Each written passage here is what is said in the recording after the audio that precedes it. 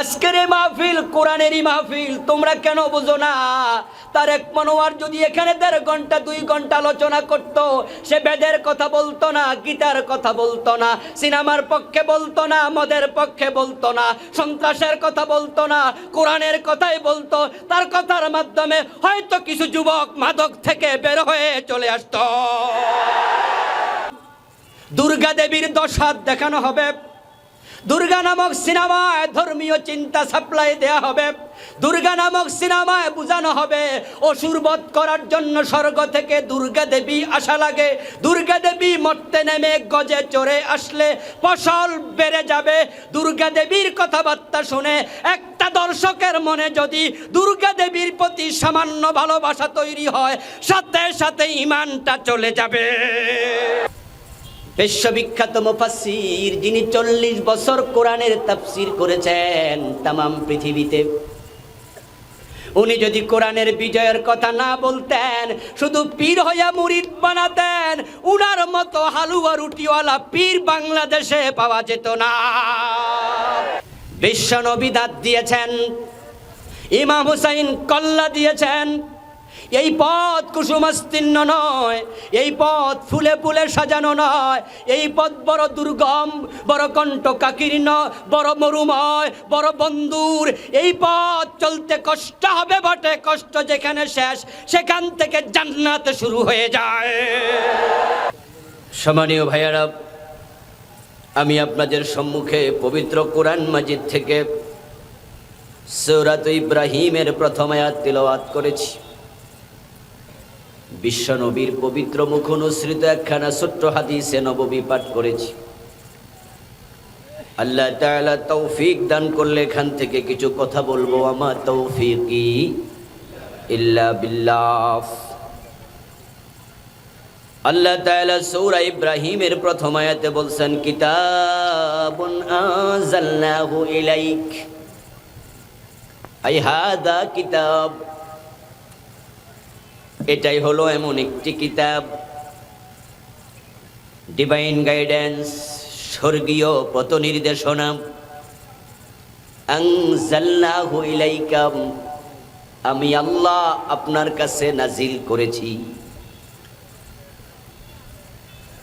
লিতুখরিজান NASA মিনাজ যুলুমাতি ইলান নূর, এই কিতাব আমি আল্লাহ নাজিল করার পিছনে আমার একটি উদ্দেশ্য আছে। আমি এই কিতাবকে উদ্দেশ্যহীন নাজিল করি নাই,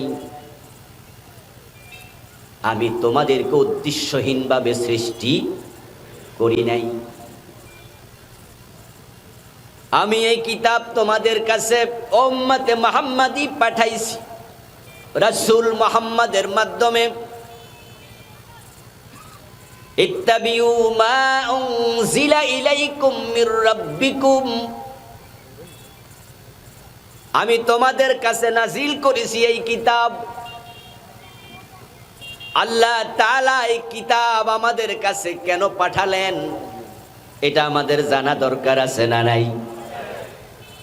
না জানার কারণেই তো এই মহামূল্যবান স্বর্গীয় কিতাব আজকে সবচেয়ে বেশি মাজলুম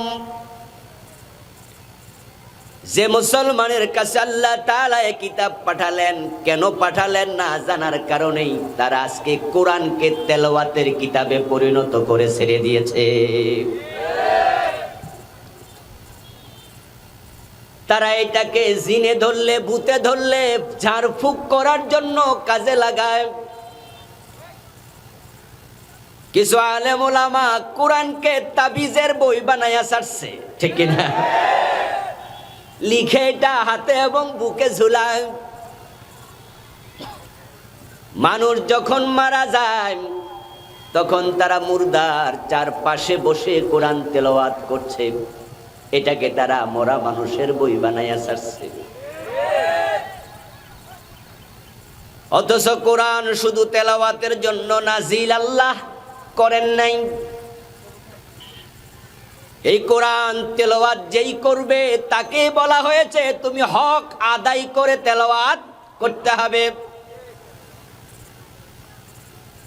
ইয়াতলুনাহু হাক্কা তিলাওয়াতিহি উলাইকা ইউমিনুনা বিহি।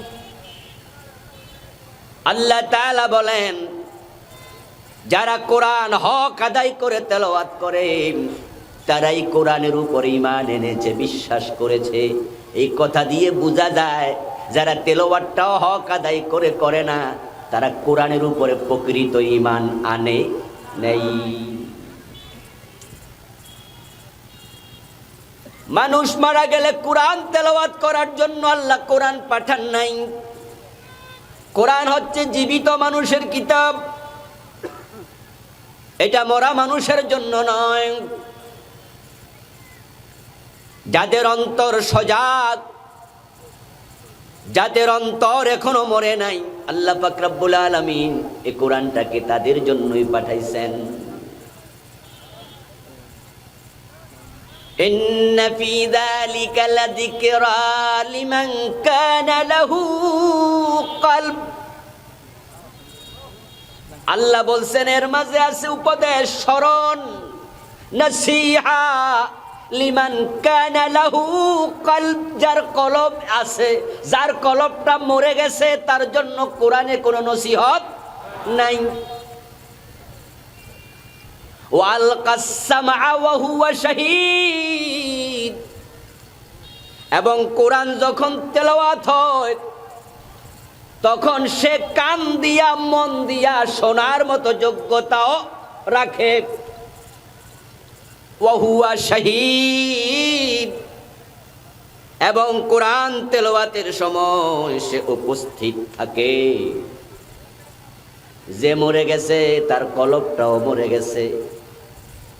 যে মরে গেছে এ কোরআন তার পাশে বসে যত তেলাওয়াত করুন, শোনার ক্ষমতা তার আর নেই।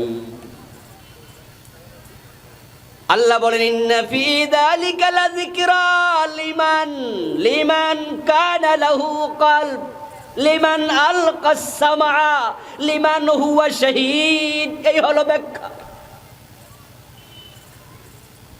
এখন যে মরে গেছে সে তো আর শুনবে না, শোনার মতো ক্ষমতা তার আর তো নাই। এখন তার কাছে কেন পড়ো কোরআন? কোরআনটা তো পড়ার কথা ছিল তার মৃত্যুর আগেই। এটাকে আমরা মরা মানুষের বই বানাইলাম। জিনে ধরলে জারফুক করার জন্য হুজুরের কাছে যাই, কোরআন তেলাওয়াত শুনতে যাই, পড়তে যাই, জানতে যাই। ঝাড়ফুকের কিতাব বানালাম। রোগ হলে লিখে লিখে গলায় ঝুলায় তাবিজের বই বানালাম। অপব্যবহার হচ্ছে কোরআনের পৃথিবীতে।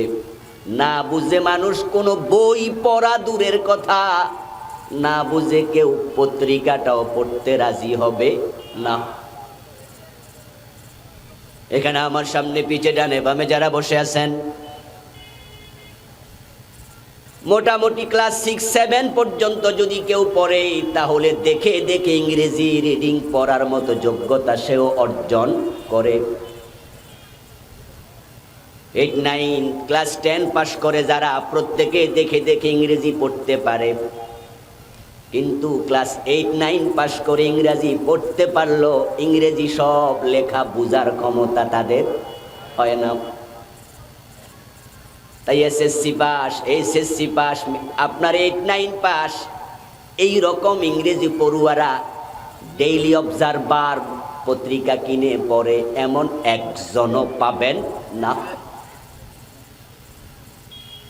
দেখে দেখে ইংরেজি পড়তে পারার অর্থ ইংরেজি জানা নয়। আর ইংরেজি না জানার কারণে SSC pass, HSC pass, 9-10 pass ইংরেজি পড়ুয়া ইংরেজি পত্রিকা কিনে না, কারণ সে বোঝে না, তাই পড়েও না। যেই বই মানুষ বোঝে না সেটা কিনে না, পড়ে না। চাইনিজ ভাষার যদি কোনো বই আপনাকে আমাকে দেয়, আমরা এটা একদিনও ধরবো না, কারণ আমি তো বুঝি না এটাতে কি লেখা। কিন্তু পৃথিবীর একটা কিতাব মানুষ না বুঝে পড়ে, ওই কিতাবটার নাম হলো কোরআন। কোরআনের মতো মাজলুম কিতাব আর একটাও নেই। এটা বড় মাজলুম কিতাব। এর মাঝে কি আছে জানার মানসিকতাটাও নাই। এমন হাজার হাজার হাফেজও আছে না নাই? সাধারণ মানুষের কথা বাদ দেন, 30 পারা মুখস্থ করলো, আল্লাহ কি বললো জানাতে দরকার, এই মানসিকতাটাও নাই। 80 বছর 90 বছর কোরআন তেলাওয়াত করছে, সূরা ফাতিহা পড়ে নামাজ পড়েছে। সূরা ফাতিহার 7টা আয়াতে আল্লাহ তাআলা কি বলেছে ওই ছোট্ট সূরার অর্থটাও জানে না। এমন 80 বছর বয়সী নামাজিও আছে না নাই? আল্লাহ যে সূরা ফাতিহাতে কি বললেন তা যে জানা দরকার, এই বুঝটাও নেই। আল্লাহ তাআলা ঝাড়ফুঁকের জন্য, তাবিজের জন্য, তিলাওয়াতের জন্য, মরা মানুষের সামনে পড়ার জন্য কোরআন নাজিল করেন নাই। নাজিলের পিছনে মহা একটা উদ্দেশ্য আছে কিনা? ওই কিতাবের উদ্দেশ্য কি? আনজালনাহু ইলাইক, আমি আল্লাহ নাজিল করেছি আপনার কাছে। উদ্দেশ্যটা হলো লিতুখরিজান নাস মিনাল যুলুমাতি ইলান নূর। ও নবী মুহাম্মদ সাল্লাল্লাহু আলাইহি ওয়াসাল্লাম, আমি কোরআন নাজিল করেছি, উদ্দেশ্য হলো এই কোরআনের মাধ্যমে আপনি অন্ধকারে ডুবে থাকা মানুষগুলোকে আলোর পথে নিয়ে যাবেন। সুবহানাল্লাহ। আমি কোরআনকে নাজিল করেছি আলোকবর্তিকা বানিয়ে। কোরআন হলো আলো, কোরআন হলো নূর। আমিনু বিল্লাহি ওয়া রাসূলিহি ওয়ান নূরিল্লাযী আনজালনা। আল্লাহ বলেন আল্লাহর উপরে বিশ্বাস করো, রাসূলের উপরে ঈমান আনো, ওয়ান নূর ওই আলোর উপরে ঈমান আনো, আল্লাযী আনজালনা যে নূর আমি আল্লাহ নাজিল করেছি। এই কিতাব আসলে আলো, অন্ধকার দূর করে দেয়। এই কথাটা আল্লাহ তাআলা বিশ্ব নবীকে যখন বলেছেন সেই যুগটার নামে ছিল অন্ধকার যুগ, ঠিক কিনা? রাসূলুল্লাহ সাল্লাল্লাহু আলাইহি ওয়াসাল্লামের উপরে কোরআন যেই যুগে এসেছে तमाम পৃথিবীর সব মানুষ একমত, ওই যুগের নাম আইয়ামে জাহেলিয়া, অন্ধকার যুগ, তমসার যুগ, বর্বরতার যুগ। ওই যুগের মানুষগুলো নিচে নামতে নামতে এত নিচে নেমেছে যার নিচে নামার কোনো জায়গার বাকি ছিল না। চুরি ডাকাতি রাহাজানি চিন্তাই, অপহরণ ধর্ষণ মদপান মানুষ খুন করাম তাদের কাছে মামুলি ব্যাপার ছিল। এমন কাজ তারা করত যেটা দেখে হয়তো স্বয়ং ইবলিস পর্যন্ত আশ্চর্য হয়ে বলতো, তোরা কেমনে কাম করস, আমি ইবলিসও তো এটা করতে পারি না। तमाम পৃথিবীর মানুষগুলো অন্ধকারে ডুবেছিল। ছেলে মেয়ে মা বাবা এক জায়গায় বসে মদ পান করত। বাবার সামনে তার যুবতী মেয়েটার ইজ্জত হায়নার দল কেড়ে নিত। বাবা বিচার পাওয়া দূরের কথা, বিচার চাওয়ার জায়গাটাও ছিল না। এই কঠিন এক পরিস্থিতিতে আল্লাহ তাআলা বলেন আনজালনাহু ইলাইকা, আমি কোরআন আপনার কাছে নাজিল করে দিলাম, লিতুখরিজান নাসা মিনাজ যুলুমাতি ইলান নূর। আপনি আবার এই কোরআন দিয়ে মানুষকে আলোর পথ দেখান। রাসূলুল্লাহ কোরআন প্রাপ্ত হলেন, 40 বছর বয়স হলো। 63 বছরে পৃথিবী থেকে বিদায় নিলেন। রাসূলের কোরআন নাজিলের যুগ আপনারা আমরা মিলে বললাম অন্ধকার যুগ, কিন্তু ইন্তেকালের আগে বিশ্বনবী বললেন খায়রুল কুরুনি করনি। তোমরা যে যুগের নাম অন্ধকার যুগ নাম দিয়েছ, আমি নবী মুহাম্মদ ঘোষণা করছি আমার যুগ হলো পৃথিবীর সর্বশ্রেষ্ঠ যুগ। কোরআন আসার পরে এমন পরিবর্তন হলো, এমন উত্তম যুগের সূচনা হলো যেই যুগ পৃথিবী কোনোদিন দেখে নাই, কোনোদিন দেখার সম্ভাবনাও আর নাই। এখন জাহেলিয়াতের যুগ, পরিবর্তন হলো কোরআন দিয়া। সেই কোরআনটা আমাদের বাংলাদেশে আছে না নাই? কিন্তু বাংলাদেশে এখন অন্ধকার, নতুন করে চারদিক থেকে ধেয়ে আসছে। জাহেলিয়াতের যুগে বাবার সামনে তার মেয়ের ইজ্জত নিরাপদ ছিল না। বাংলাদেশে নতুন জাহালাত আমরা দেখেছি, স্বামীর কাছে তার স্ত্রী নিরাপদ না। চিনিয়ে নিয়ে 8 জন 10 জনে লাগাতার দর্শন করছে।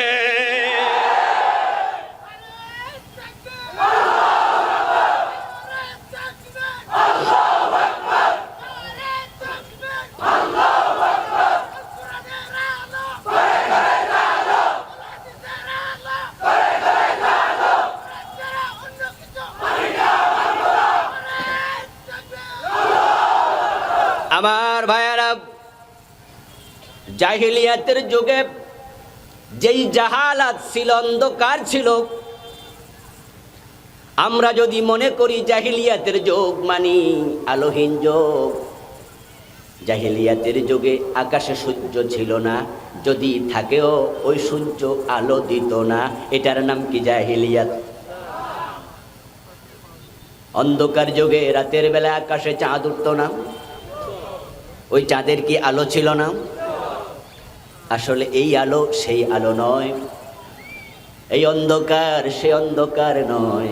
জাহিলিয়াতের যুগের অন্ধকার মনে হলো ওই মানুষগুলোর অন্তরটা মরে গিয়েছে, অন্তরে কোনো আলো ছিল না। ওই জাহিলিয়াতের যুগে জুলুম অত্যাচার ছিল সব সময়, সমাজের নিত্যকার চিত্র। কথায় কথায় মানুষ মানুষকে হত্যা করত। আমরা যদি আজকের নতুন এই জাহিলিয়াতের দিকে, আগের জাহিলিয়াতের দিকে একসাথে তাকাই, আমরা দেখতে পাই কিছু কিছু ক্ষেত্র আছে যেই ক্ষেত্রে ওই জাহিলিয়াতকে বর্তমান জাহিলিয়াত হারিয়ে দিয়েছে। জাহিলিয়াতের যুগে মদ ছিল, বর্তমান যুগে নতুন জাহিলিয়াতেও মদ আছে না নাই? আমার বন্ধু, জাহিলিয়াতের যুগে মদ ছিল, কিন্তু বর্তমান যুগের মতো মদের দোকান ছিল না। যদি দোকান থাকেও মদ খেলে মদের বারে সাথে সাথে আবার নারীও নাচে, এই চিত্র জাহিলিয়াতেও পাওয়া যায় না। এখন ঢাকার বড় বড় 5 স্টার হোটেলগুলোতে, মদের বারগুলোতে মদের সাথে মাগনা বিনা পয়সায় নারীও পাওয়া যায়।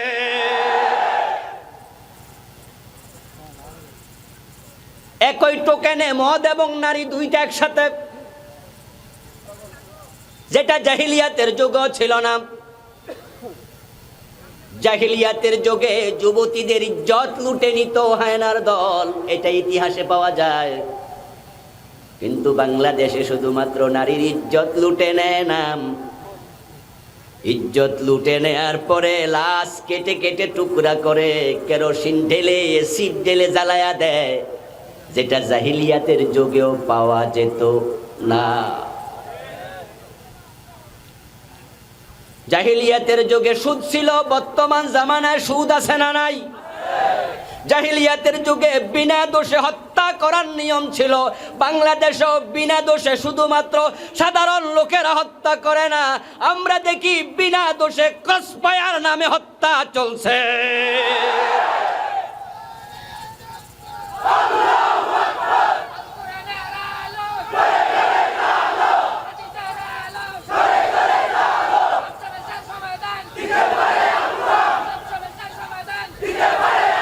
আমার ভাইয়েরা,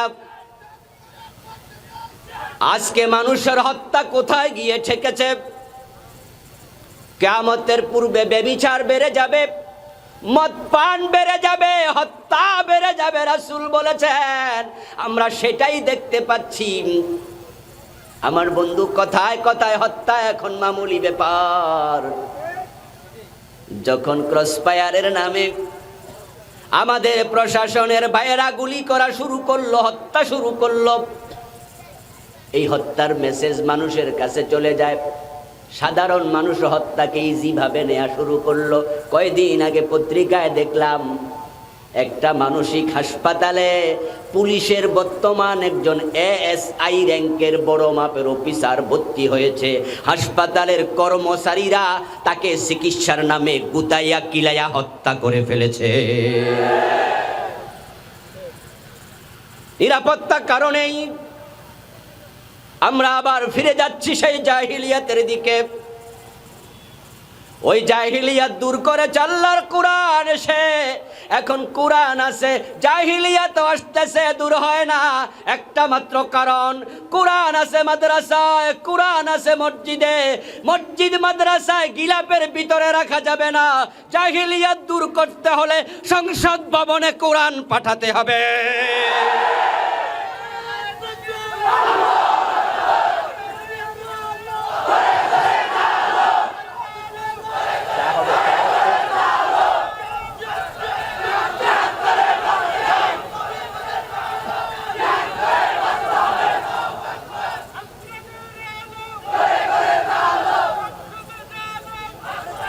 আমার ভাইয়ের, আপনাদের কাছে জানতে চাই, কোরআনের আইনের ভিতরে শান্তি আছে না নাই?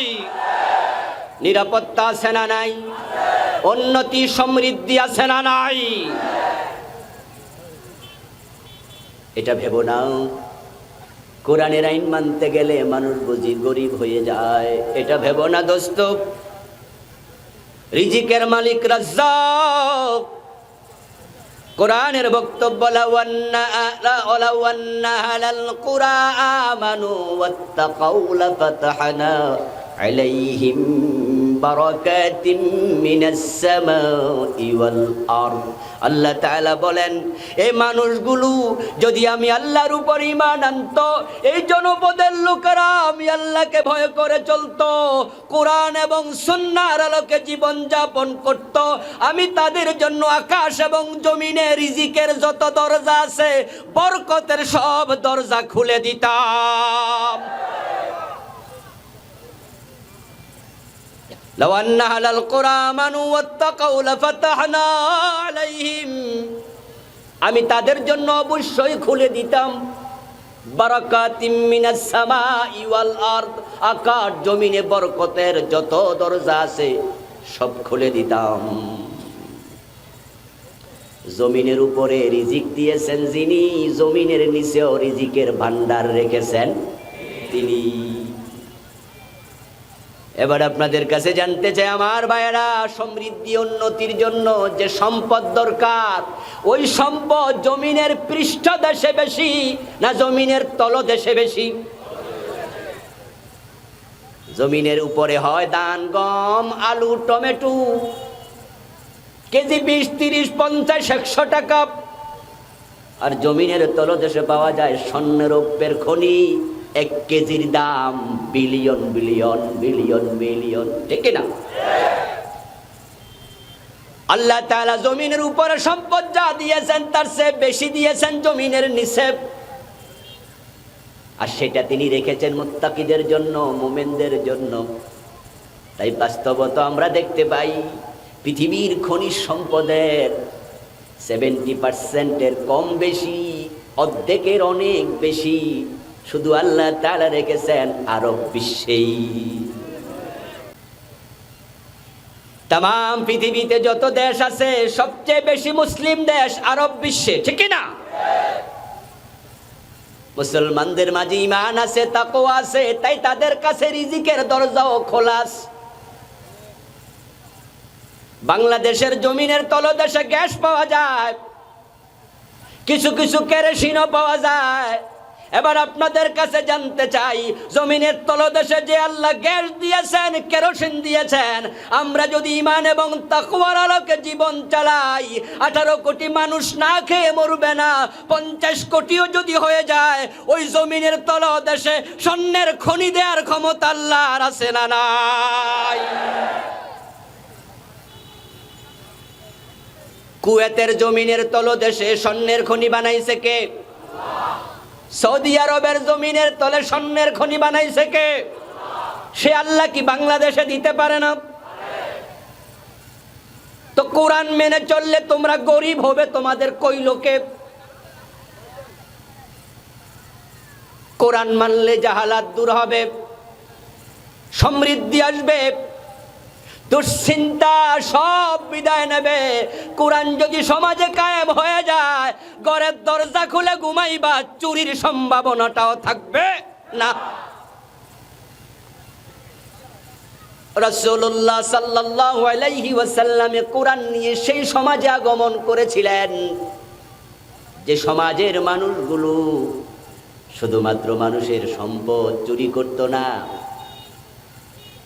মহিলাদের গলার চেইন, কানের দুল, হাতের বালা চুরি করে নিত তা নয়, মায়ের কোল থেকে তার কলিজার টুকরা সন্তানটাকেও নিয়ে তারা বাজারে দাস বানায়া বিক্রি করে দিত। তাদের কাছে মানুষের জীবনের নিরাপত্তা ছিল না, সম্পদের নিরাপত্তা ছিল না, ইজ্জতের নিরাপত্তা ছিল না। আপনাদের পেকুয়া বাজার থেকে এই প্রেম বাজার পর্যন্ত একজন নারী যদি রাতে অথবা দিনে হেঁটে আসতো একা একা, রাস্তার মাঝে কয়েকবার ধর্ষিতা হয়ে যেত। ইজ্জতের নিরাপত্তা নাই, কুলের সন্তান কেড়ে নিয়ে বাজারে দাস বানায়া বিক্রি করত, জীবনের নিরাপত্তা নাই। কিন্তু রাসূল কোরআন নিয়ে আসার পরে আমরা কি দেখি? আমরা দেখি এই মানুষগুলো অন্যের জীবন কেড়ে নেয় না, অন্যের জীবন বাঁচানোর জন্য প্রয়োজনে নিজের জীবনটাই দিয়ে দেয়। বাতাস আসতে দিয়ে রেখো। এই মানুষগুলো এখন আর অন্যের সম্পদ কেড়ে নেয় না, মুখের খাবার কেড়ে নেয় না। এমন পরিবর্তন হয়েছে কোরআনের মাধ্যমে, নিজে না খেয়ে অন্যকে এখন খাওয়াইয়া দেয়। এমন ইতিহাস ইসলামী যুগে আছে না নাই? কোরআন এমন এক কিতাব যেটা মনের অন্ধকার দূর করে দেয়। এখন আজকে সে কোরআনের দিকে আমরা ডাকি। আজকের এই মাহফিল কোরআনেরই মাহফিল, তোমরা কেন বুঝো না? তারেক মনোয়ার যদি এখানে 1.5 ঘন্টা 2 ঘন্টা আলোচনা করত, সে বেদের কথা বলতো না, গীতার কথা বলতো না, সিনেমার পক্ষে বলতো না, মদের পক্ষে বলতো না, সন্ত্রাসের কথা বলতো না, কোরআনের কথাই বলতো। তার কথার মাধ্যমে হয়তো কিছু যুবক মাদক থেকে বের হয়ে চলে আসতো।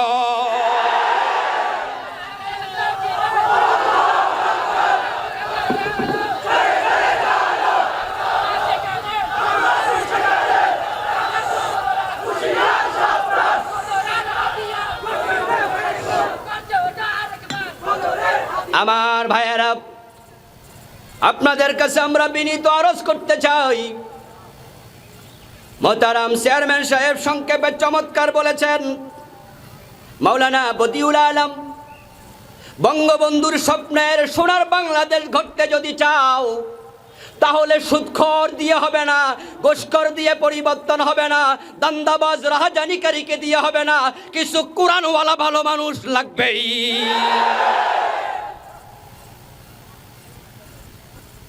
আমাদের নেতা বঙ্গবন্ধু বড় আফসোস করেছেন, স্বাধীনতার কয়েকদিন পরে তিনি বলছেন, মানুষ পায় স্বর্ণের খনি, আমি পাইছি চোরের খনি। বলেন নাই? ৭৪ সনে দুর্ভিক্ষ হলো, স্বাধীনতার 3 বছর পরের ঘটনা। ওই দুর্ভিক্ষের সময় পৃথিবীর কোনো এক দেশ বাংলাদেশকে 7.5 কোটি কম্বল দিয়েছিল। বঙ্গবন্ধু তৎকালীন ত্রাণমন্ত্রীকে বলছিলেন, কিরে বেটা, কম্বল আমারটা কই?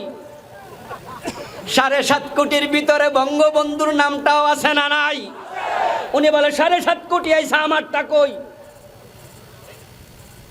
তখন মন্ত্রী বলছিল, নেতা আপনারটাও নাই, আমার নিজেরটাও। তিনি আফসোস করে বলছিলেন, আমার ডানে চোর, বামে চোর, সামনে চোর, পিছনে চোর, চোরে দেশটাকে শেষ করে দিয়েছে। যদি রাস্তায় কোনো কাজ দেয়, তখন দেখা যায় 50% কাজ হয়, বাকি 50% চোরদের পকেটের ভিতরে চলে যায়। রাস্তার কাজ শেষ হওয়ার আগে রাস্তার চামড়া থাকে না। ব্রিজের কাজ দেয়, কালভার্টের কাজ দেয়, আমরা দেখি সেখানে রডের বেতলে বাঁশ দেয়া শুরু করে দেয়, কাজ শেষ হওয়ার আগে ব্রিজ অর্ধেক ভেঙ্গে পড়ে যায়, এমন ঘটনাও আছে। ওদেরকে দিয়ে সোনার বাংলাদেশ গঠন করা যাবে না। আপনারা যারা প্রশাসনে আছেন, আপনাদেরকে ক্ষমতা দিয়েছেন আল্লাহ, এই ক্ষমতার অপব্যবহার করবেন না। আজকের এই মাহফিলটা দুপুরে শুনেছি হবে না, মাগরিবের সময় একটু আগে বললো হুজুর হবে, আপনি চলে আসেন। এখন অর্ধেক হওয়ার সুযোগ দিয়েছে প্রশাসন, অনুমতি দিয়েছে, তাই প্রশাসনকে ধন্যবাদ দেই অতটুকু অনুমতি দেওয়ার কারণে। কিন্তু আবার স্মরণ করায়া দেই, আল্লামা তারেক মনোয়ার এখানে খারাপ কোনো কথা বলতো না, ক্ষতির কোনো কথা বলতো না। তাই সুতানাটা ধরে বন্ধ করে দিও না। যদি সমাজটা পরিবর্তন চাও, আলেমুল আমাদেরকে কথা বলতেই দিতে হবে।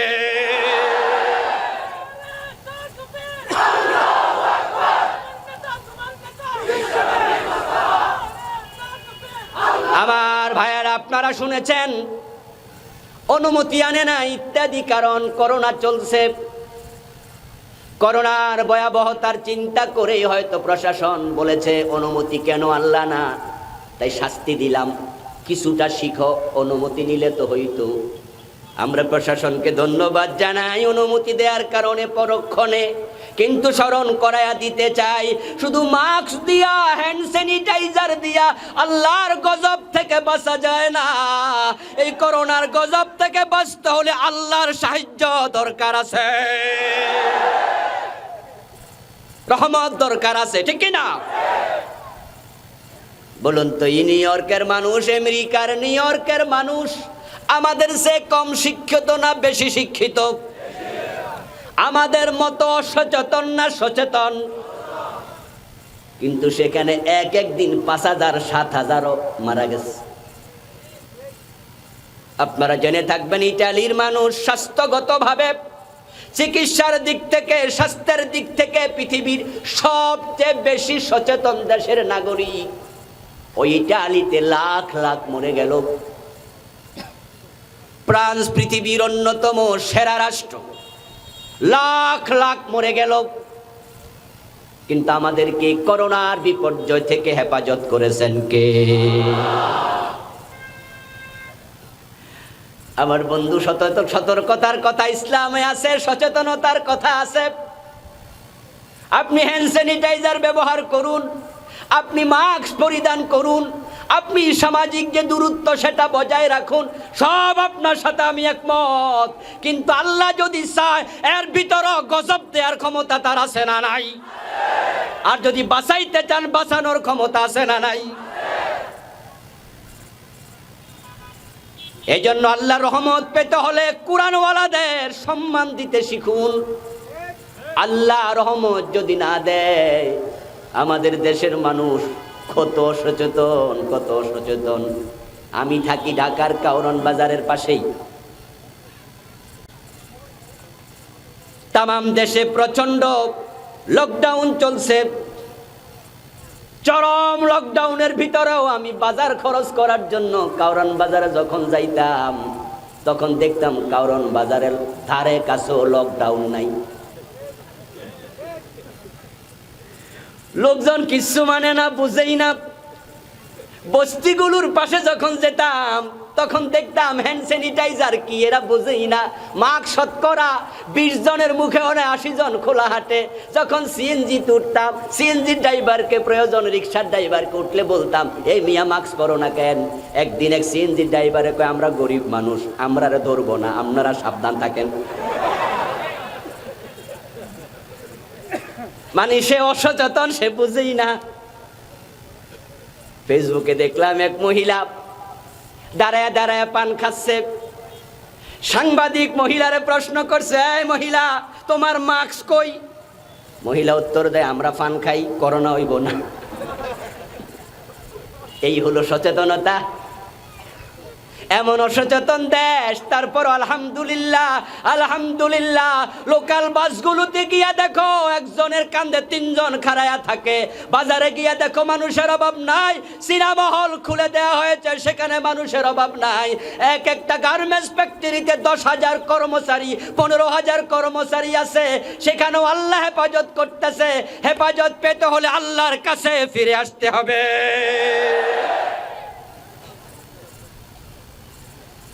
আমার বন্ধু রাসূলুল্লাহ সাল্লাল্লাহু আলাইহি ওয়াসাল্লাম কোরআন নিয়ে আসলেন, পরিবর্তন হয়ে গেল।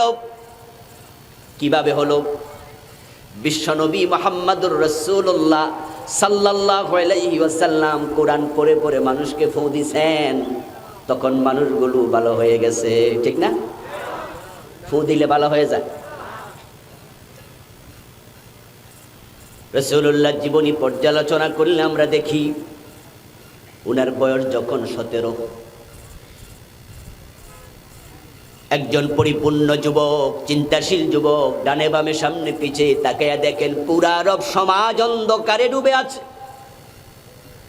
মানুষগুলোর ভিতরে মানুষত্বের মোহ নাই, সব শেষ, হায় না। কোন বুড়ো মানুষ মারা গেলে তার বাড়ির সদর গেইটে কোনো গাছ যদি থাকতো, গাছ না থাকলে একটি খুঁটা দাঁড়া করাইয়া দিয়া ওই খুঁটার মাঝে তার তলোয়ারটা বেঁধে দিত, তারপরে কবিতা লিখে দিত সে কত বড় বীর পুরুষ ছিল, তার হাতে এত হাজার লোক খুন হয়েছে, খুন ছিল তাদের কাছে গর্বের বিষয়। মানুষের জীবনের মূল্য তাদের কাছে মশা মাছির জীবনের চেয়ে কম। শুধু মেয়ে সন্তান জন্ম নেয় আর অপরাধে বাবা নিজে তার মেয়েটাকে জীবিত কবর দিত। কোন পর্যায়ে গেছে তারা একটু ভাবুন। আমাদের বাংলাদেশেও বড় বড় সন্ত্রাসী আছে। এরশাদ শিকদারের নাম শুনেছেন? পিচ্চি হান্নান, মুরগি মিলন, টোকাই সেলিম, শুনছেন না? ছিল না বাংলাদেশে? এগুলো কিন্তু সব বাস্তব। কাউরান বাজার এলাকায় পিচ্চি হান্নান ছিল, সাইজে ছোট, তাই তারে পিচ্চি কইতো। কাউরান বাজার বাংলাদেশের ব্যবসায়িক যত বড় বড় বাজার আছে তার মাঝে 1 নাম্বার। প্রতিদিন কোটি কোটি টাকার লেনদেন সেখানে হয়।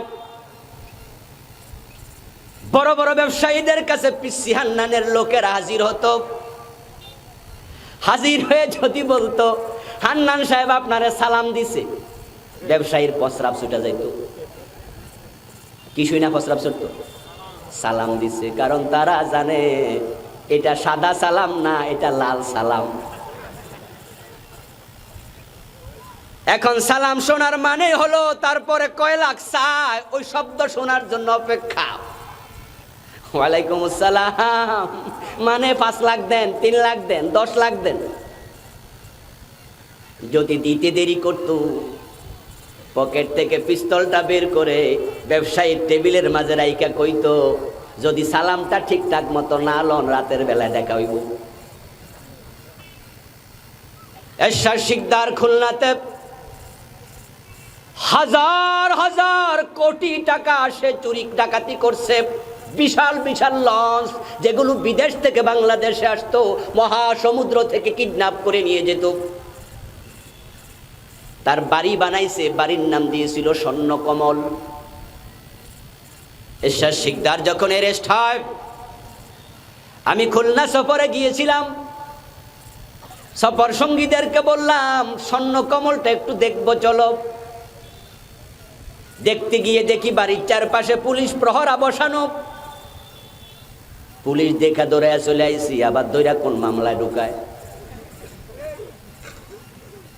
বাস স্ট্যান্ডের পাশে হোটেলে খেতে বসলাম। হোটেল বয়কে কাছে ডেকে এনে জিজ্ঞাসা করলাম, এরশাদ শিকদারের ব্যাপারে পত্র পত্রিকায় কত কিছু দেখি, ব্যাপারটা একটু বলো ভাই, তার ভালো দিক খারাপ দিক কি জানো? হোটেল বয় আমারে কয় স্যার ভিতরে আছে, সাহস কইরা নাম কইছেন না, খবর আছিল। আমি বললাম অসুবিধা কি? কথা আমরা শিকদার সাহেব বলি, আপনি তো সাহেব বলেন নাই। হয়তো এই অপরাধের কারণও আপনার শাস্তি হতে পারত। তারপরে সে আমারে কয় উনি বড় মহান দিলওয়ালা ছিলেন, গরিব গোরাবা যার যে বিপদে পড়তো সবার আগে জাপায়া পড়তো, হাজার হাজার টাকা দিত। আমি বললাম এ টাকা পায় কই? ডাকাতি করে আনতো। তা আমি বলি তুমি বড় দিলওয়ালা কেন বললা ডাকাতে রে? তখন সে ছেলে বলতেছে গরিবের বাড়ি ডাকাতি করতো না, ডাকাতি করতো কোটি কোটি টাকাওয়ালাদের লঞ্চ, জাহাজ। আর আমরা গরিবদের 2 হাতে দিত। তার দিল বড়। পিচ্চি হান্নানের বাড়িতে বিশাল মসজিদ করেছেন, বিশাল মসজিদ, নিজে একা টাকা খরচ করে। এলাকার লোকেরা কয় দানবীর। এর মানে কি, খারাপ লোকের মাঝে 2-1টা ভালো গুণ আছে না নাই? ওই পিচ্চি হান্নানের শাহ শিকদারকে যদি বলা হতো তোমরা কথায় কথায় মানুষ হত্যা করো, এরশাদ শিকদারের সাথে যার দ্বিমত হতো তাকে হত্যা করে ক্ষান্ত হতো না, লাশটাও পাওয়া যেত না। হত্যা করার পরে তার লাশটাকে সমুদ্রে নিয়ে ট্রলারে করে বুকের মাঝখানে রশি দিয়ে বেঁধে সিমেন্টের বস্তার সাথে বেঁধে সাগরে ফেলে দিত। ওই লাশটা খুঁজে পাওয়া যেত না, এত হিংস্র ছিল। কিন্তু তারপরেও যদি তার নিজের মেয়েটাকে তার কোলে দিয়ে বলা হতো গুলি কর, আমার মন বলে এরশাদ শিকদার পিচ্চি হান্নান যতই হিংস্র হোক নিজের মেয়েকে গুলি করতে রাজি হতো। কিন্তু জাহিলিয়াতের যুগের মানুষগুলো চরিত্রের রূপটা ছিল এই, নিজের মেয়েটাকে নিজে জীবিত কবর দিত। পাড়া প্রতিবেশী এসে তাকে ধন্যবাদ জানাতো। ওই মানুষগুলো এত খারাপ, কিন্তু কোরআন আসার পরে এমন পরিবর্তন কল্পনাই করা যায় না। কোন একদিন এশারের সময় নামাজের পর বিশ্বনবী এলান করলেন মসজিদে নববীতে, আমার কাছে একজন মেহমান এসেছে, কে আছো? আমার মেহমানকে একটু খাবার দেবে। রাসূলুল্লাহর এলান শুনে সাহাবারা বুঝেছেন রাসূলের ঘরে আজকে রাতে কোনো খাবার নাই। থাকলে বিশ্বনবী অন্যের বাড়িতে মেহমান পাঠাবেন এমনটা হয় না। আশ্চর্য হওয়ার কিছু নেই, রাসূল সাল্লাল্লাহু আলাইহি ওয়াসাল্লাম লাগাতার 2 দিন উপাস ছিলেন, এমন ঘটনাও আছে। মায়েশা থেকে বর্ণিত হাদিস সহিহ মুসলিমে আসছে, قالت মায়েশা বলতেছেন ইন্না আলা মুহাম্মদ সাল্লাল্লাহু আলাইহি ওয়াসাল্লাম লা ইয়াশবাউ ইয়াওমাইন মুতাওয়ালিয়াইন মিন খুবজি শাঈর।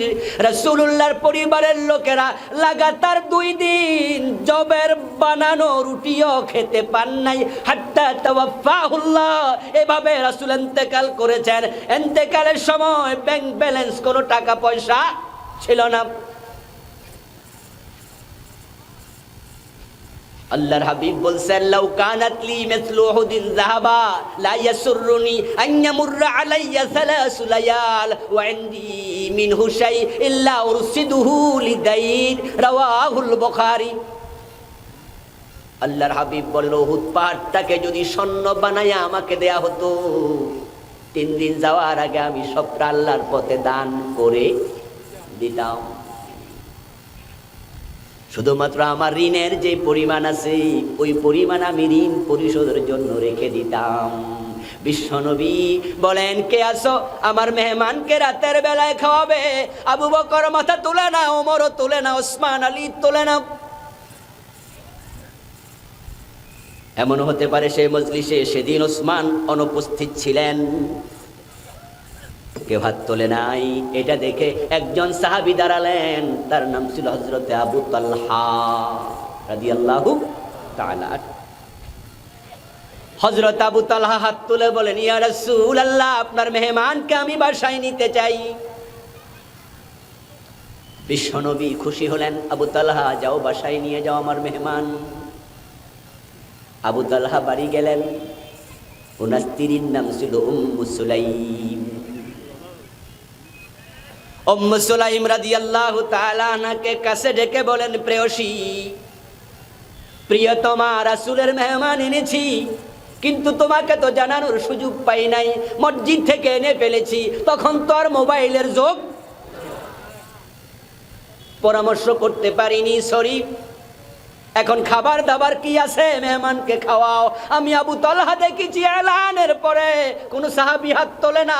রাসূলের মেহমান না খায়া থাকবে, এটা কেমনে হয়? তা আমি নিয়ে এসেছি। উম্মু সুলাইম বলে প্রিয়তম, আজকের রাতে তো খাবার নাই, সিদ্ধান্ত ছিল তুমি আমি 2জন উপবাস করব। সামান্য কিছু খাবার আছে যেটা বাচ্চাদের জন্য রেখেছি। আবু তালহা শুনে বলেন, বাচ্চাদেরকে উপোস ঘুমিয়ে দাও, খাবার সবটা মেহমানকে দিয়ে দাও। রাসূলের মেহমান অপমান করা যাবে না।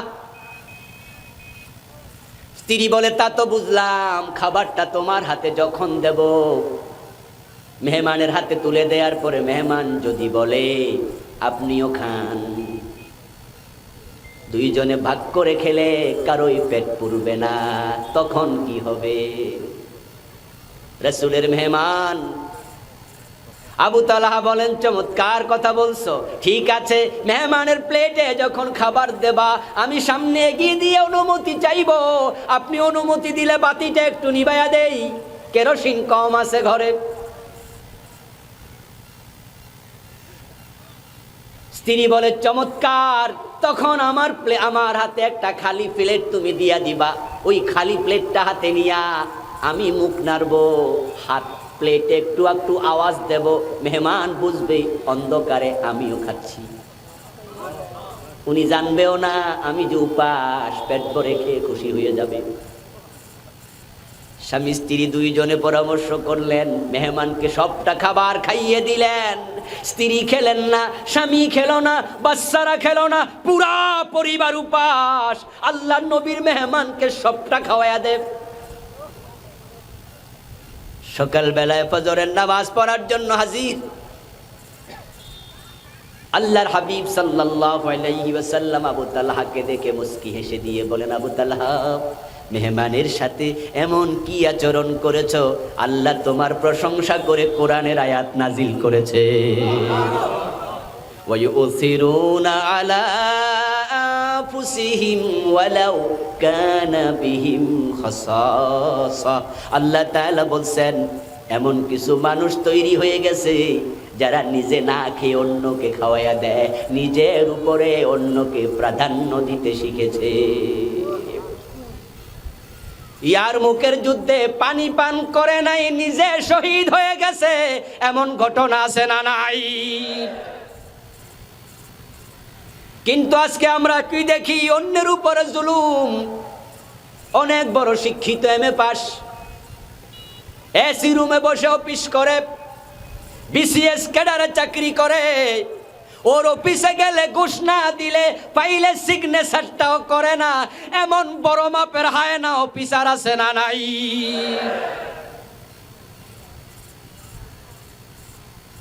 আপনি বিপদে না পড়লে বুঝবেন না ঘুষখোরদের চরিত্র কত জঘন্য। প্রাইমারি স্কুলের হেডমাস্টার অবসরে গেল, সরকার উনার জন্য অবসর ভাতা হিসাবে, পেনশন হিসাবে 10 লাখ 20 লাখ টাকা দিল।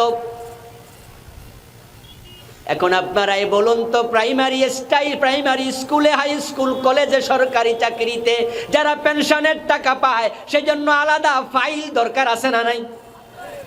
এই ফাইলগুলো নিজে নিজে হাঁটে না, এগুলোর জন্য আলাদা লোক আছে, কিন্তু ফাইলের স্তূপ পড়ে থাকে, সিগনেচার হয় না। প্রাইমারির টিচারের বেতন নাই, চাকরিটা তো বন্ধ। হাই স্কুলের টিচার চাকরিটা শেষ, বেতন নাই। অফিসে গিয়া বলে, স্যার আমার ফাইলটা একটু সামনে আগায়া দেন, আমার তো 20 লাখ টাকা আছে সরকারের কাছে, অথচ আমার পকেট খালি। কাশতে কাশতে বসে যাচ্ছি, বুকে ব্যথা পাই, ওষুধ কেনার টাকাটাও নেই। অফিসার মুস্কি হাসি দিয়া তাড়াতাড়ি সিগনেচার করে সামনে দিয়ে দেয়, ঠিক না?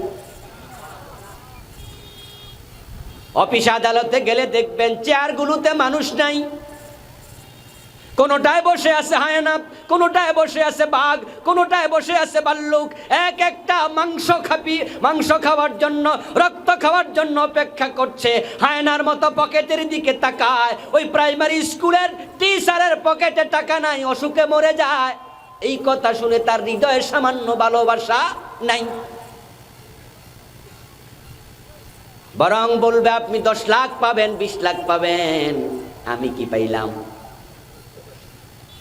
এই জন্য আমার আগে 20,000 দেন, 10,000 দেন, 1% দেন, 2% দেন, যা পাবে তার 2% আমার দেন। উনি যদি বলে কোত্থেকে দেব, পকেট তো খালি।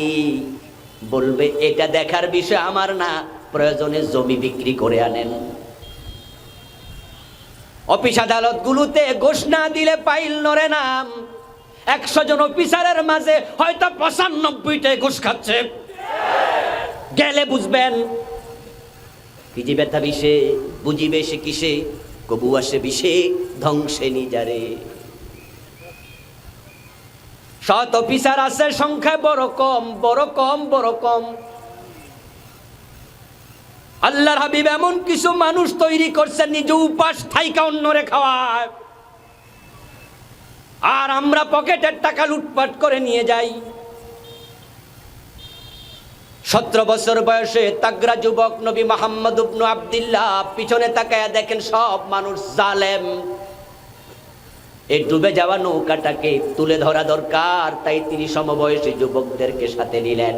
সাথে নিয়ে যুবকেরা মিলে একটা সভা সংস্থা, সেবা সংঘ বানালেন। তার নাম দিলেন হেল্পফুল ফুজুল।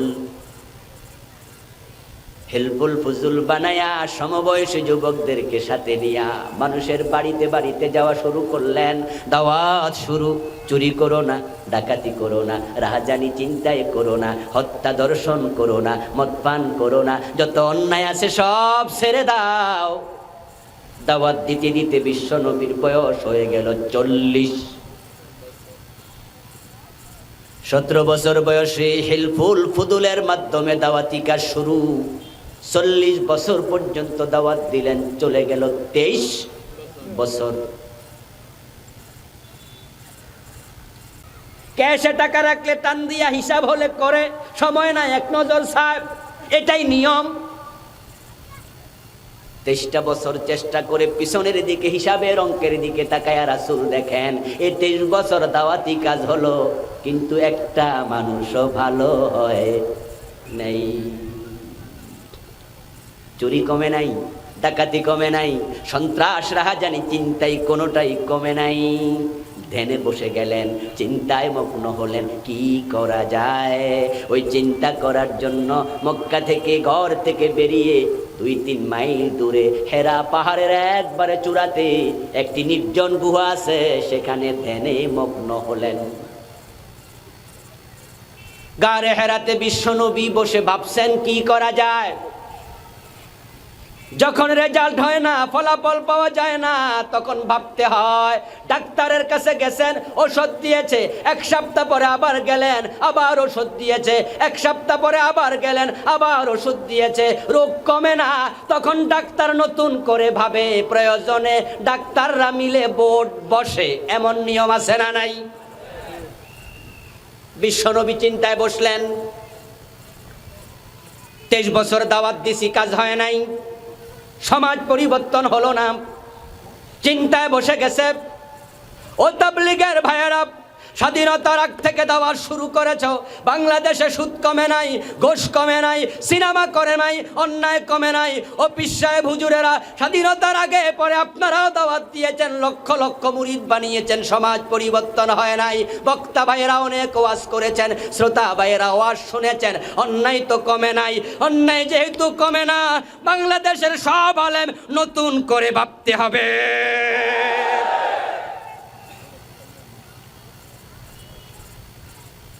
স্বাধীনতার আগ থেকে তাবলীগ জামাতের দাওয়াতি কাজ চলছে।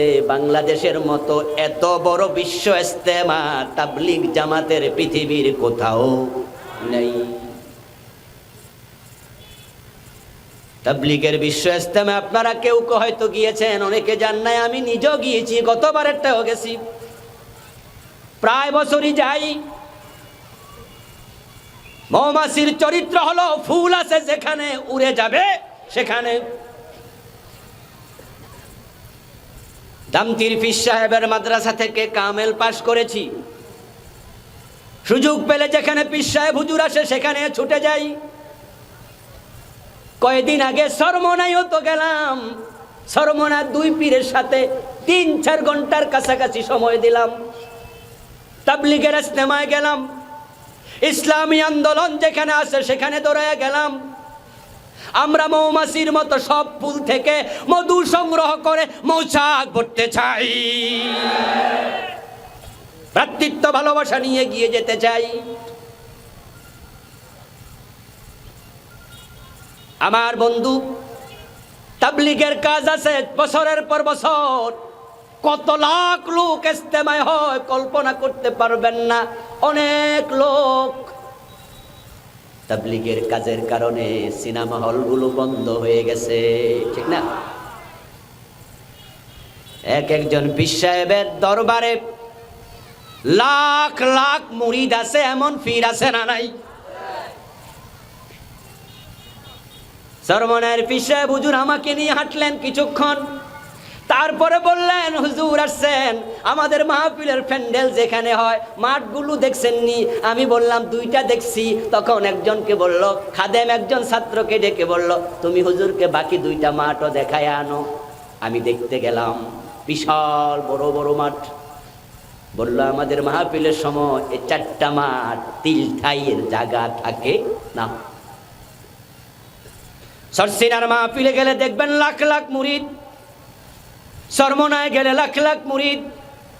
এই যে লাখ লাখ মুরিদ, হাজার হাজার পীর শত শত বছর ধরে দাওয়াত দেয়, তাদের দাওয়াতের কারণে বাংলাদেশের সুদী ব্যাংক বন্ধ হয়ে গেছে।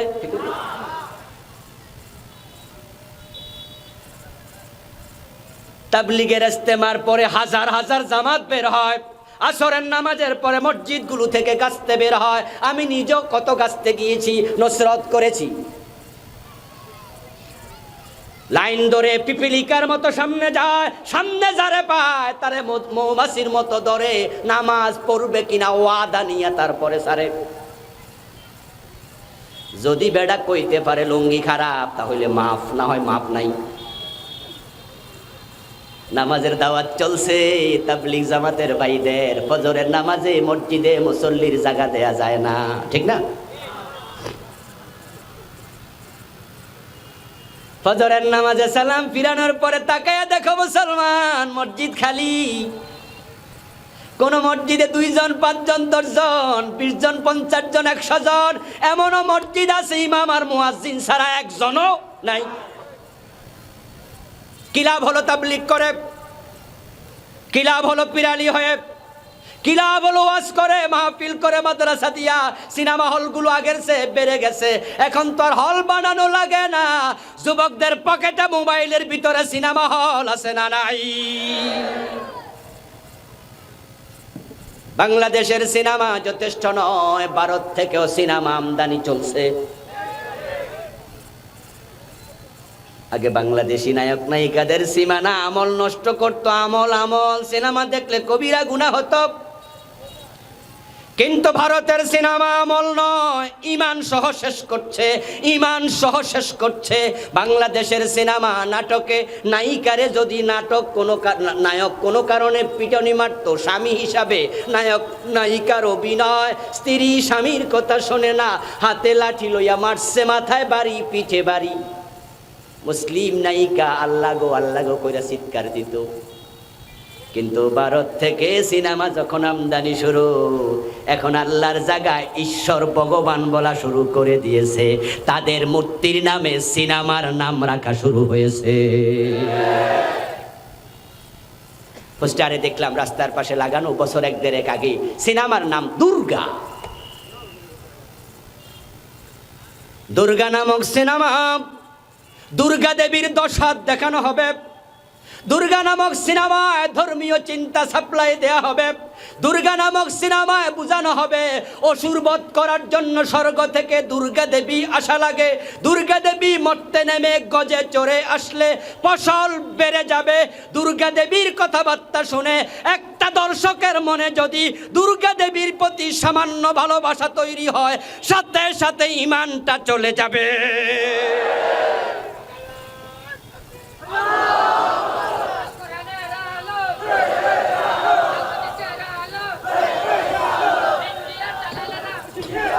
আমার ভাইয়েরা, আগে সিনেমা দেখলে আমল নষ্ট হতো, এখন এমন সিনেমা ঈমানটাও শেষ। এই যে আজকে বাংলাদেশও মূর্তি বসানোর সংস্কৃতি পায়তারা শুরু করছে, ঠিক কি না? মসজিদের দেশ বাংলাদেশ, আলেমের দেশ বাংলাদেশ, টুপিওয়ালা দাড়িওয়ালার দেশ বাংলাদেশ, মুসলমানের দেশকে মুক্তির দেশ বানাতে দেয়া হবে না।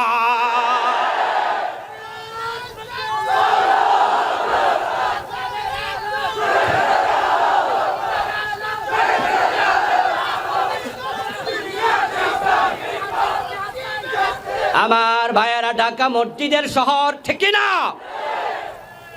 পৃথিবীতে মসজিদের শহর দুটি রাষ্ট্রের রাজধানী, একটা হলো ইস্তাম্বুল আর একটা হলো ঢাকা।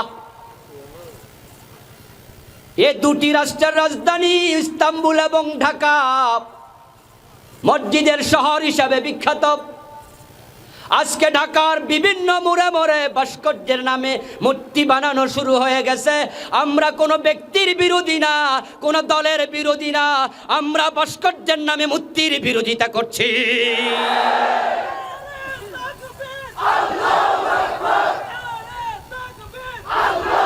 মসজিদের শহর ঢাকাকে কোনোভাবে মূর্তির শহর বানাতে দেয়া হবে না। আপনারা বলবেন, হুজুর আমরা তো মূর্তি বানাই না, আমরা তো ভাস্কর্য বানাই। মিয়া সুদ খান কেন? ওই না হুজুর, সুদ তো অনেক আগে ছেড়ে দিছি, এখন মুনাফা খাই, এখন ইন্টারেস্ট খাই। এমন কথা বলার লোক আছে না নাই? নাম পরিবর্তন করলে বুঝি এটা জায়েজ হয়ে যায়। মূর্তি আর ভাস্কর্যের মাঝে কোনো পার্থক্য নাই। কোন এলাকায় বিয়ে করার পরে বউরে কয় স্ত্রী, কোন এলাকায় কয় বউ, কোন এলাকায় কয় বধূ, ঠিক না? জিনিস কয়টা? কেউ বলে ডিম, কেউ বলে আন্ডা, বলে না? বলে না? জিনিস কি দুইটা? যেটা স্ত্রী সেটাই বধূ, যেটা লাউ সেটাই কদু। কেউ বলে আনন্দ, কেউ বলে পূর্তি। তোরা ভালো করে জেনে রাখ, বাংলার জনতা, যেটা ভাস্কর্য সেটাই হলো মূর্তি। কোন পার্থক্য নাই। রাসূলুল্লাহ সাল্লাল্লাহু আলাইহি ওয়াসাল্লাম ধ্যানে বসলেন। বাংলাদেশের আলেম ওলামা, পীর দরবেশ, তাবলীগ বুজুর্গ, বক্তা, শ্রোতা, ছাত্র, ওস্তাদ সব ইসলাম ওলাদেরকে নতুন করে ভাবতে হবে। আমাদের দাওয়াত যেটা দিয়েছি কার্যকর হয় না। সিনেমা বেড়ে গেছে, সুদ বেড়ে গেছে, মদ বেড়ে গেছে, অন্যায় বেড়ে গেছে। তা আমাদেরকে নতুন করে ভাবতে বসতেই।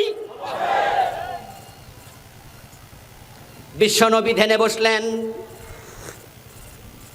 কোন কাজ করার জন্য আন্তরিকভাবে যখন মানুষ প্রচেষ্টা করে, আল্লাহর রাস্তায় সাহায্য করে কে?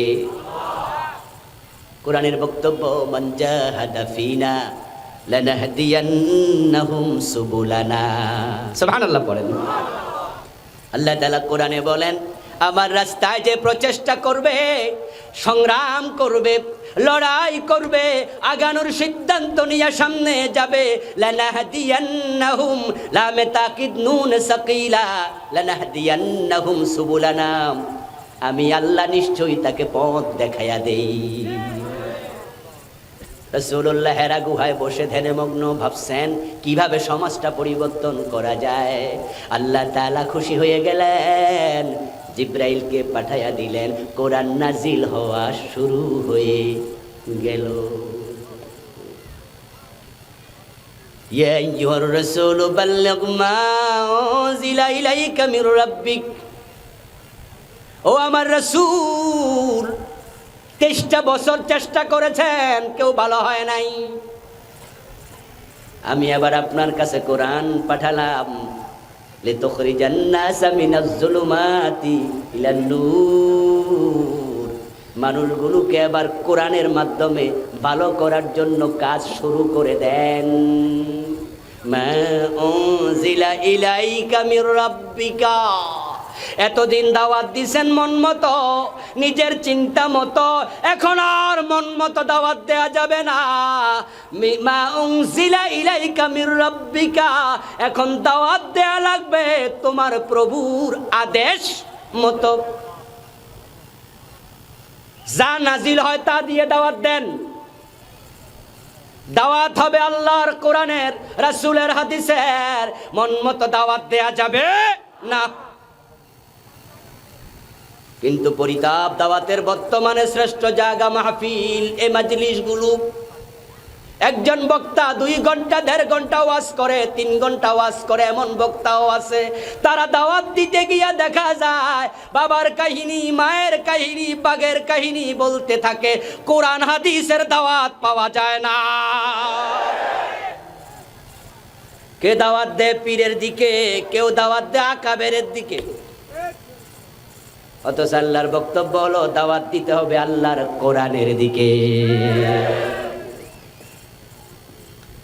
রাসূল সাল্লাল্লাহু আলাইহি ওয়াসাল্লাম দাঁড়িয়ে গেলেন, এ কোরআন নিয়ে মানুষের বাড়িতে বাড়িতে আবার যাওয়া শুরু। দাওয়াত দিতে দিতে বিশ্ব নবীর বয়স হলো 63। 17 থেকে 23, 17 থেকে 40, কত বছর গেল? 23। 40 থেকে 63 আবার হলো 23। প্রথম 23 বছর দাওয়াত দিলেন যিনি, পরের 23 বছরও দাওয়াত দিলেন তিনি। প্রথম 23 বছরে একজনও ভালো হলো না, পরের 23 বছরে ভালো হয়েছে নি 2 জন, 10-20 জন, 2-4 হাজার, লক্ষ লক্ষ। পরের 23 বছরে লাখের উপরে মানুষ এমন ভালো হলো, একজন মানুষের মূল্য আকাশের নক্ষত্রের চেয়েও বেশি। পুরা সমাজ পরিবর্তন হলো। অন্যায় নাই, চুরি নাই, ডাকাতি নাই, মদ নাই, হত্যা নাই, সন্ত্রাস নাই, মানুষগুলো দরজা খুলে খুলে ঘুমায়। চুরি তো নাই, চুরি হওয়ার সম্ভাবনাও নাই। প্রশ্ন শুধু একটা, এই পরিবর্তনের কারণ কি? উত্তর শুধু একটা, কারণ আল্লাহর কোরআন। প্রথম 23 বছর কোরআন ছিল না, পরের 23 বছর কোরআন এসে গেছে। এখন স্বাধীনতার পরে আমাদের বঙ্গবন্ধু আফসোস করে বললেন, মানুষ স্বর্ণের খনি পায়, আমি চোরের খনি পেয়েছি।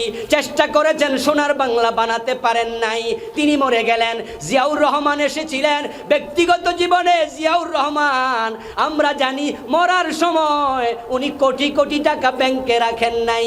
মানুষ বলে থাকে একটা ভাঙ্গা ব্রিফকেস নাকি রেখে গেছে।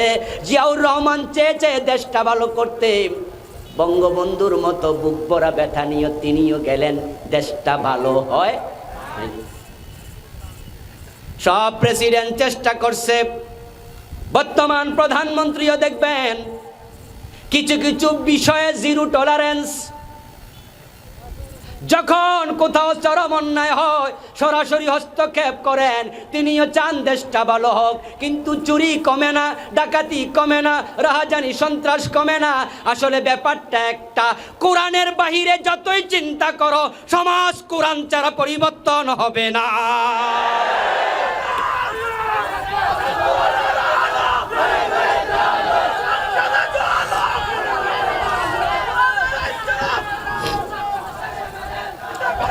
আমার ভাইয়েরা, নবী মুহাম্মাদের মতো মেধাবী, যোগ্য, প্রাজ্ঞ, বুদ্ধিমান, বিচক্ষণ, প্রত্যুৎপন্নমতিতা সম্পন্ন মানুষ পৃথিবীতে দ্বিতীয় জন নাই।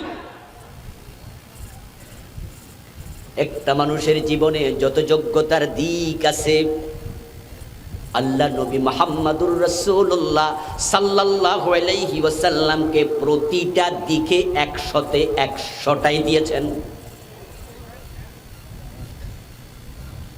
আপনি সেনাপতি হবেন, যদি আপনাকে বলা হয় পৃথিবীর শ্রেষ্ঠ সেনাপতিকে অনুসরণ করো, তাহলে আপনার সামনে নবী মুহাম্মাদের চেয়ে বড় কোনো সেনাপতি আর। আপনি হাইকোর্টের প্রধান বিচারপতি হলেন, আপনাকে যদি বলা হয় দুনিয়ার সবচেয়ে বড় বিচারপতির অনুসরণ করো, নবী মুহাম্মাদের চেয়ে শ্রেষ্ঠ কোনো বিচারক মানুষের মাঝে আর নাই। আপনি বিয়ে করছেন, আপনাকে যদি বলা হয় তুমি একজন ভালো স্বামী হও, আপনি নবী মুহাম্মদকে অনুসরণ করুন, তার চেয়ে ভালো স্বামী পৃথিবীতে আর কেউ নাই। আপনি ভালো বক্তা হতে চান, যদি আপনাকে বলা হয় কেমনে কথা বলা লাগে অনুসরণ করো বড় একজন বক্তাকে, নবী মুহাম্মদের মতো শ্রেষ্ঠ কোনো বক্তা হওয়ার নাই। শুধুমাত্র তিনি বক্তা নন, আপনি শ্রোতা। যদি ভালো শ্রোতা হতে চান নবী মুহাম্মদকে ফলো করুন। উনি যখন কারো কথা শুনতেন ও কথা শেষ করার আগে তিনি কথা বলতেন না। কেউ যখন রাসূল সাল্লাল্লাহু আলাইহি ওয়াসাল্লামের সাথে কথা বলতো, সে যত থার্ড ক্লাস নাগরিক হোক, একবারে অশিক্ষিত মূর্খ হোক, বিশ্বনবী পাশ ফিরে কথা বলতেন না। যখন কথা শুনতেন তার দিকে মুখোমুখি হয়ে এই কথাটা শুনতেন। জীবনের প্রতিটি ক্ষেত্রে আল্লাহ নবী মুহাম্মদকে 100তে 100টা নাম্বার দিয়া গুণ দিয়া পাঠাইছে। ওনার মতো মেধাবী যোগ্য লোক কোরআন সারা সমাজে পরিবর্তন আনতে পারেন নাই। আমনে কেডা? এই জন্য আমরা যারা বাংলাদেশটাকে পরিবর্তন করতে চাই, সকল জুলুম অত্যাচারের বিরুদ্ধে দাঁড়াতে চাই, শান্তি দিয়ে সমাজ ভরপুর করে দিতে চাই, দল মত নির্বিশেষে আল্লাহর কোরআনের পক্ষে আসা দরকার আছে না নাই? কোরআন ছাড়া পরিবর্তন যে হবে না আমি মনে করি সবাই একমত। কে দ্বিমত করবে এই সাহস কোনো মুসলমানের নাই। কিন্তু তারপরেও সবাই কোরআনের পক্ষে কেন কথা বলে না? কোরআনের পক্ষে সব পীর কথা বলে না, সব আলেম কথা বলে না, সব খতিব ইমাম কথা বলে না, সব বক্তা কথা বলে না। এর কারণ আছে, কোরআনের পক্ষে কথা বললে হালুয়া রুটি খাওয়া যায় না।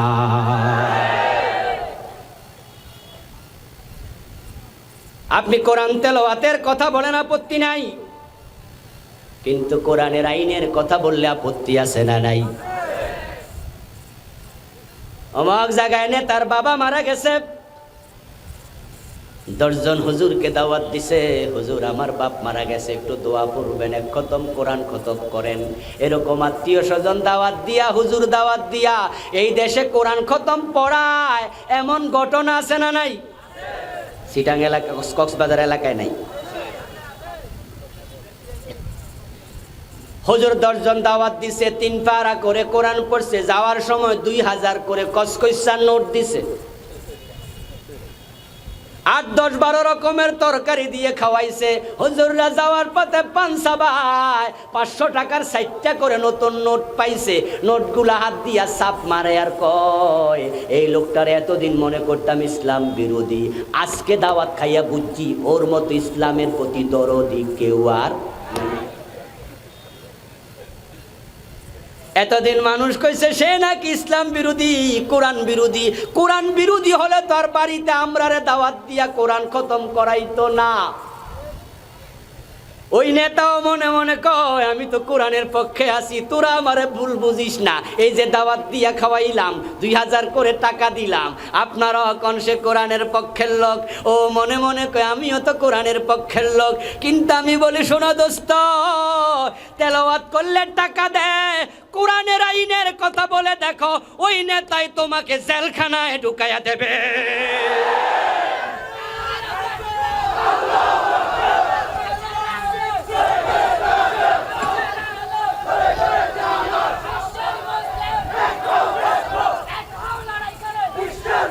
আমার ভাইয়েরা, ইমাম সাহেব হুজুর যদি কোরআন সুন্দর করে তেলাওয়াত করে, ওই ইমামের বেতন বাইরা যায়, ঠিক না?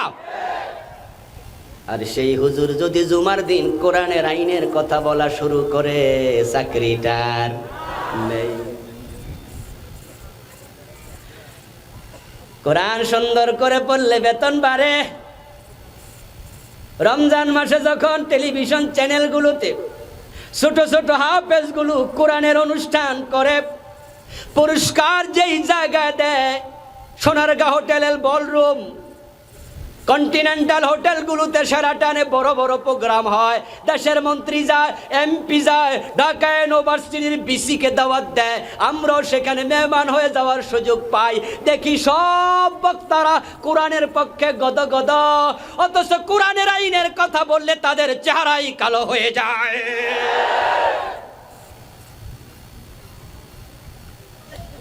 হুজুররা বুঝছে কোরআনের আইনের কথা বললে তো মামলা হয়, হামলা হয়, হক কথা বললে গুলি খাওয়া লাগে, আর মুখ বন্ধ করে রাখো হালুয়া রুটি খাওয়া যায়। মাওলানা মামুনুল হক সাহেবকে এখন ষড়যন্ত্র চলছে, রামেরা বামেরা একত্র হয়ে তার কণ্ঠ স্তব্ধ করার ষড়যন্ত্র করছে। একটাই কারণ, আল্লামা মামুনুল হক কোরআনের পক্ষে কথা বলা শুরু করে দিয়েছে। হকের পক্ষে মাথা তোলো, তোমার সামনে বিপদ আসবেই। বিশ্ববিখ্যাত মুফাসসির, যিনি 40 বছর কোরআনের তাফসীর করেছেন তামাম পৃথিবীতে, উনি যদি কোরআনের বিজয়ের কথা না বলতেন, শুধু পীর হইয়া মুরিদ বানাতেন, উনার মতো হালুয়া রুটিওয়ালা পীর বাংলাদেশে পাওয়া যেত না। উনার মুরিদ হতো লক্ষ লক্ষ। কিন্তু উনি সব মাহফিলের মাঝে বলিষ্ঠতার সাথে বলতেন, কোরআনের আইন ছাড়া কারো আইন মানা যাবে না। তাই তো আজকে মিথ্যা মামলায় জেলখানার কয়েদি, ওই বুড়া মানুষটাকে জেলখানায় অন্ধ প্রকোষ্ঠে রেখে দেয়া হয়েছে। সাবধান হও মুসলমান, সাবধান হও। মাজলুমের বদদোয়ার মাঝে আল্লাহর মাঝে পর্দা থাকে না। নবী মুহাম্মদ বলেছে, উনার বদদোয়ায় তোমাদের তাখতা তোষ খান খান হয়ে যাবে। আমার ভাইয়েরা, কোরআনের পক্ষে আসলে বিপদ হবে। বিপদ নবী মুহাম্মদের জীবনে আসছে কিনা? এই কোরআনের পক্ষে থেকে আমির হামজা কলিজা দিয়েছেন, বিশ্ব নবী দাঁত দিয়েছেন, ইমাম হুসাইন কল্লা দিয়েছেন। এই পথ কুসুমাস্তীর্ণ নয়, এই পথ ফুলে ফুলে সাজানো নয়, এই পথ বড় দুর্গম, বড় কণ্টকাকীর্ণ, বড় মরুময়, বড় বন্ধুর। এই পথ চলতে কষ্ট হবে বটে, কষ্ট যেখানে শেষ সেখান থেকে জান্নাত শুরু হয়ে যায়। ওই জান্নাতে যাওয়ার প্রত্যাশায় এই কোরআনের পক্ষে আমরা আসতে চাই। কোরআন পড়তে হবে, কোরআন বুঝতে হবে, কোরআন মানতেও হবে। আল্লাহ পাক রব্বুল আলামিন আমাদের সকলকে এই কোরআন মেনে চলার জন্য কবুল করুন। আওয়াজ দিয়ে সবাই বলি আমিন। হাযা মা ইনদি।